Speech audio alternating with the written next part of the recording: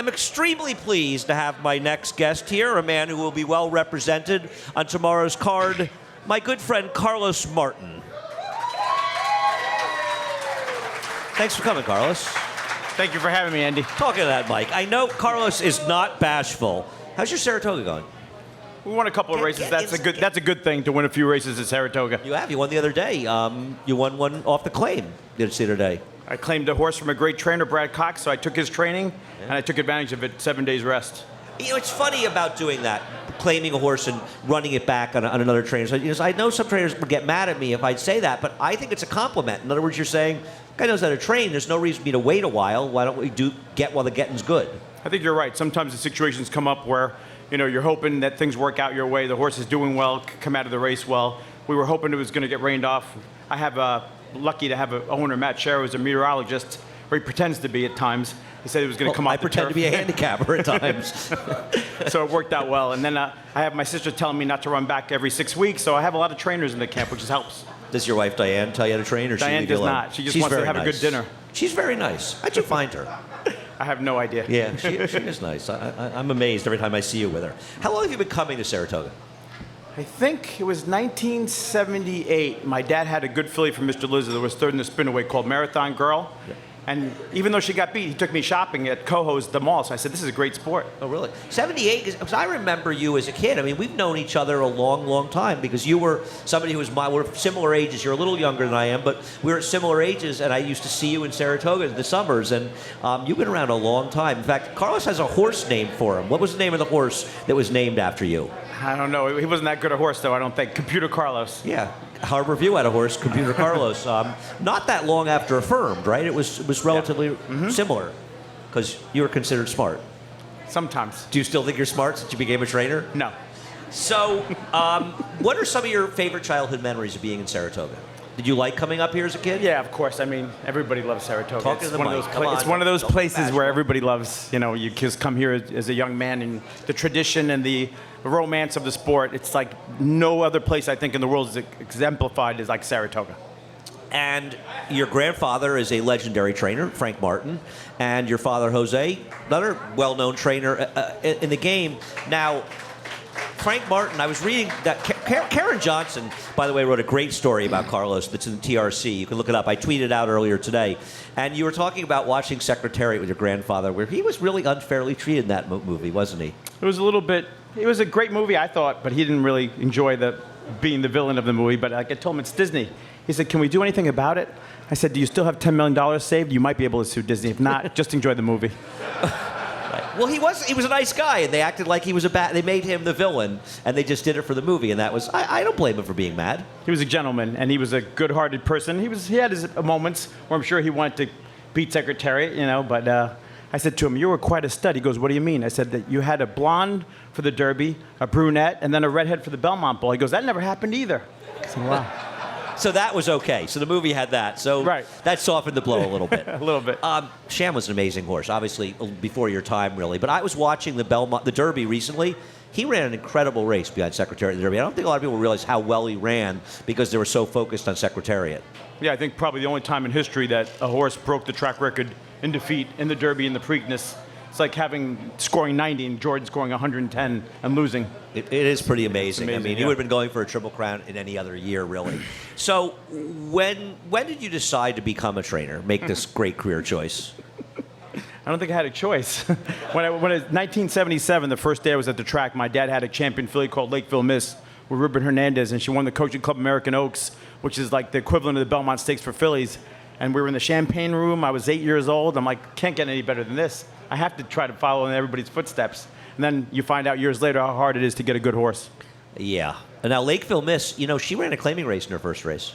She won. Probably the only time in history she ran the first time for maiden 25. Yep. And then probably the only horse in history that never ran in an allowance or any other kind of race, but a stakes race throughout the rest of her career. Well, she ran in the Schuylerville in her second start. She finished third, beating two next to Lala Zane, I think, on opening day here. And she ended up being a champion 2-year-old that year. Yeah, she was a great filly. And I think Peter Brandt bought her as a 3-year-old. And she got hurt. He gave her to Frank Whiteley. He told me this the other day, and she never ran for him.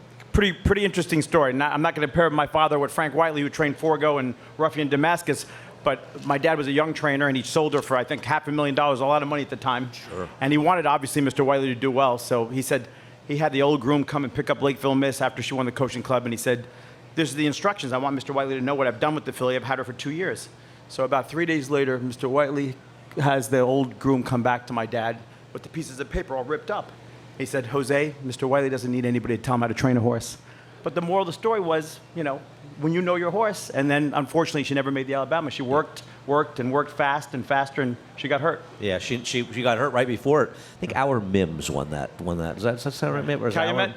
Yeah, I feel like she won. Caesar's Wish, another tragedy happened that day. The great filly, Caesar's Wish from Maryland. Really? She won some big races, Yeah, yeah. and I think she died of a heart attack that day, or something happened In that the day. Alabama. Yeah. So, and Lakeville Miss was the dam, by the way, of Magambo. So Exactly. she actually did very well. So let's talk about tomorrow. Come dancing. You excited? Chance to win a Grade 1 tomorrow? Be exciting. Got some of the connections here? I got some good people here. My sister, my mom, James O'Reilly, Mark Holliday from Blue Devil Racing. I was going to say, The whole James group. isn't. You don't have to be nice to James. The racing manager? I have to. What about your relationship with Blue Devil? How long have you been associated with them? About 9 or 10 years we started together. When Mr. Lizzet passed away, was my main client, one of my mentors. So it was a tough thing to go from 25, 30 horses every year and kind of start from scratch. And Mark and James stepped up, and I could honestly say if it wasn't for them stepping up, I'm not sure if I'd be on the stage right now. They really stepped up and gave me an opportunity to keep going. Let's give them a big hand. And Carlos has done well for them. Yeah. So, because Carl Lizzet was you trained for him for Flying Z, and he passed away, and they dispersed the horses. That must have been a tough time. I mean, you had to decide what were you going to do.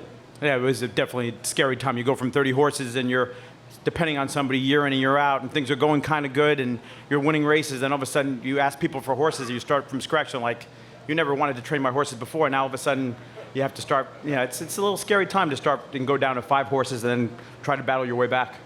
By the firm, did Carl Lizzet buy him from, I know you trained him, he bought him from my friend Pete Minikis, he was your first Grade 1 winner. I think we claimed her from, actually, George Steinbrenner had about 7 trainers at the time with her. And he ran her for $32,000, and she was running 6 furlongs. And then I said, she's by a firm who won the Triple Crown. Really? I think she needs to go long. And then I claimed her for $32,000 for Mr. Merrick, Clanny Gale stable, and Jerry Cooney actually had a piece of the stable at the time. Really? The fighter, yeah. Really? Yeah. Did he come out of the track? I think he had 1 good horse and then like 7 bad claims, and then he just got out. Interesting, because she's your lone Grade 1 winner, and hopefully you'll have your second tomorrow. God willing. She training well? Can't be any better. That's good. I mean, it turned out, I think, last time the Phipps, maybe it was just a little far for her. You know what? You go and analyze things, and she trained sensational for the race. I kind of worked her 6 furlongs. She went really, really fast about a week out. You hate to second guess yourself, and then she stumbled, and then they went 9-4. And Midnight Bijou ran a great race. She's 8 for 8 at a mile 16, so I'm not going to take anything away from a champion. But we regrouped. Mark and James are great about that kind of stuff. Every time I've come to a problem with the horse or a hiccup, they said, start again. Give her time. Patience, patience, patience. So now we're sitting on a big race, I think, tomorrow. And there have been a lot of hiccups. I mean, it's been a long process getting here. A lot of injuries at different times in her career. But now, I mean, she's as good as you can imagine. Her race in the distaff arguably is, until we saw Chancelot and maybe Imperial Hint, she's run one of the best races we've seen all year by anybody. Were you amazed how well she ran that day? I mean, she's always been a sensational filly, and just things came together. Her breeding, Malibu Moon, AP Indy, and Tisnow, those horses tend to get better as they get older. We're just lucky enough that I had the right owners to give me the time and wait her out until she became 100% sound, and right now she's as good as she can be. All right, Carlos, thanks so much for joining us, and we wish you the best of luck with Come Dancing tomorrow. Thank you. Carlos Martin joining us, and root for Come Dancing for Carlos tomorrow. Stay with us.